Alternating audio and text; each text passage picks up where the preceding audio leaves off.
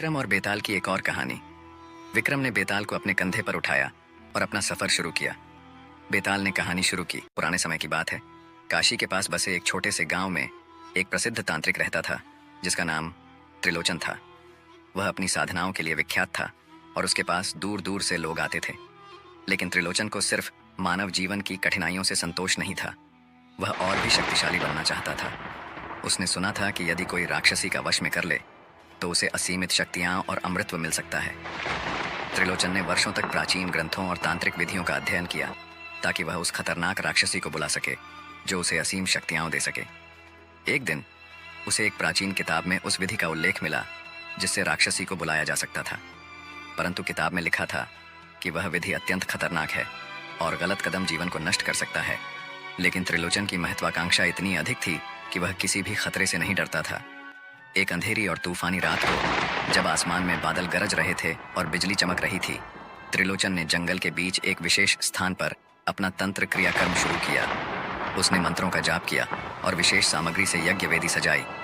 राक्षसी को बुलाने का यह कठिन अनुष्ठान कई घंटों तक चला और जैसे जैसे रात गहराती गई उसके मंत्रों का प्रभाव भी बढ़ता गया। अचानक हवा रुक गई और सब कुछ शांत हो गया। चारों ओर एक अजीब सी सिहरन फैल गई और तभी सामने एक भयानक धुंधलापन बन गया। उस धुंध के बीच से एक छाया प्रकट हुई। वह राक्षसी थी। उसकी आंखें आग की तरह चमक रही थीं और उसका शरीर विशाल और विकराल था। उसकी उपस्थिति से ही त्रिलोचन को एहसास हो गया कि उसने बहुत बड़ी गलती कर दी है। राक्षसी ने उसकी ओर देखा और हंसी, एक खौफनाक हंसी जो जंगल के हर कोने में गूंज उठी। तुमने मुझे बुलाया है त्रिलोचन, उसने अपनी गहरी आवाज में कहा। अब बताओ तुम मुझसे क्या चाहते हो? त्रिलोचन, जो अब भी भय और लालच के बीच फंसा हुआ था, बोला, मुझे अमृतत्व चाहिए। मैं सबसे बड़ा तांत्रिक बनना चाहता हूँ जिससे मुझे कोई पराजित न कर सके। राक्षसी ने उसकी बात सुनकर और जोर से हंसते हुए कहा, तुम्हारी इच्छा पूरी हो सकती है, लेकिन हर चीज की एक कीमत होती है। त्रिलोचन ने बिना कुछ सोचे समझे कहा, मुझे कोई भी कीमत मंजूर है, बस मुझे अमृतत्व दे दो। राक्षसी ने अपनी जादुई शक्तियों का उपयोग किया और त्रिलोचन को एक अमूल्य मणि दी।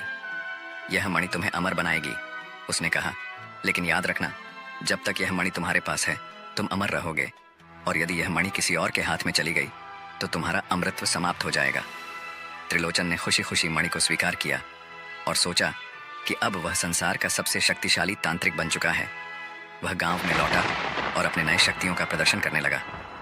लोग उसकी पूजा करने लगे और वह एक अद्वितीय सत्ता बन गया। लेकिन कुछ महीनों के बाद एक रात, जब वह गहरी नींद में था, उसकी मणि अचानक गायब हो गई। उसे एहसास हुआ कि राक्षसी ने उसके साथ छल किया था। मणि के गायब होते ही त्रिलोचन की शक्तियां खत्म हो गईं और वह सामान्य मानव की तरह कमजोर हो गया। वह फिर से जंगल की ओर भागा राक्षसी को बुलाने के लिए, लेकिन इस बार उसकी पुकार का कोई जवाब नहीं मिला। उसकी ताकत, उसकी शक्तियां और उसका गौरव, सब कुछ समाप्त हो चुका था। बेताल का सवाल, बताओ है राजन, उसे तांत्रिक को भटकती आत्मा क्यों बनना पड़ा? विक्रम आदित्य का जवाब, उसे तांत्रिक को उसकी लालसा ले डूबी।